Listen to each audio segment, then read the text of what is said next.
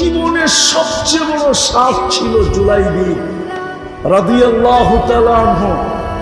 উনি চেহারায় খুব বেডঙ্গা ছিলেন, রঙে খুব কুচকুচে কালো ছিলেন। কেউ ওনাকে মেয়ে দিতে চাইতেছিলেন। একদিন আল্লাহ রসুলের কাছে এসে বলতেছিলেন, ইয়া রাসূলুল্লাহ, আশা তো একটা বড় আছে, মনে হয় পূরণ হবে না। বলছে কি?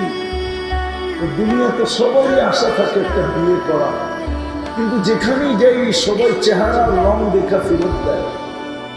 আল্লাহ রসুল বলতেছে, আমি পাঠাইতেছি, দেখি ফেরত দেয় কিনা।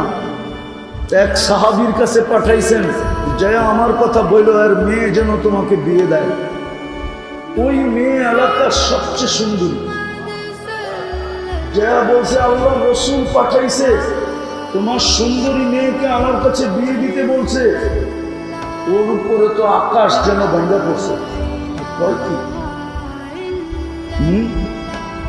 বাপ দ্বিধাদ্বন্দ্বে ছিল, কিচ্ছু জবাব দেয় নাই, দ্বিধাদ্বন্দ্বে।